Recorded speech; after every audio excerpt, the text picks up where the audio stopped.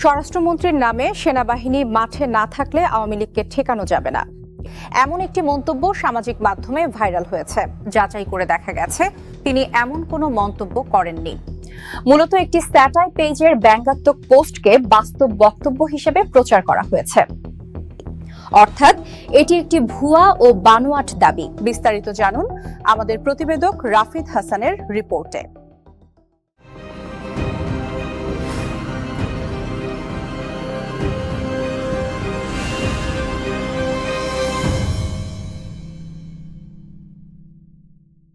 সম্প্রতি সামাজিক যোগাযোগ মাধ্যমে একটি ফটোকার্ড ছড়িয়ে দাবি করা হচ্ছে, স্বরাষ্ট্রমন্ত্রী সালাউদ্দিন আহমদ বলেছেন, সেনাবাহিনী মাঠে না থাকলে আওয়ামী লীগকে ঠেকানো যাবে না। তবে ফ্যাক্ট চেক ও অনুসন্ধানে নিশ্চিত হওয়া গেছে স্বরাষ্ট্রমন্ত্রী এমন কোনো মন্তব্য করেননি। অনুসন্ধানে দেখা যায়, দাবিটির পক্ষে কোনো নির্ভরযোগ্য গণমাধ্যম, সরকারি সূত্র বা স্বরাষ্ট্র মন্ত্রণালয়ের পক্ষ থেকে কোনো তথ্য পাওয়া যায়নি। তাহলে ভাইরাল ফটোকার্ডটির সূত্র কোথায়? বিশ্লেষণে দেখা গেছে, গুপ্ত টিভি নামের একটি স্যাটায়ার ও প্যারোডি ফেসবুক পেজ থেকে প্রথম এই ফটোকার্ডটি প্রচার করা হয়।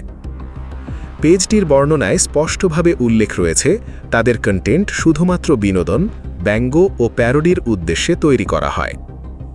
এছাড়া স্বরাষ্ট্রমন্ত্রীর অফিসিয়াল প্রোফাইল কিংবা স্বরাষ্ট্র মন্ত্রণালয়ের কোনো প্ল্যাটফর্মেও এমন মন্তব্যের অস্তিত্ব পাওয়া যায়নি। অর্থাৎ একটি ব্যঙ্গাত্মক পোস্টকে বাস্তব মন্তব্য হিসেবে প্রচার করা হয়েছে। সুতরাং সেনাবাহিনী মাঠে না থাকলে আওয়ামী লীগকে ঠেকানো যাবে না শীর্ষক মন্তব্যটি স্বরাষ্ট্রমন্ত্রীর নয়, এটি ভুয়া ও বানোয়াট।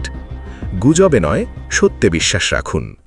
একটি ভুল তথ্য সমগ্র সমাজকে বিভ্রান্ত করতে পারে, তাই তথ্য যাচাই করুন, গুজব থেকে সতর্ক থাকুন।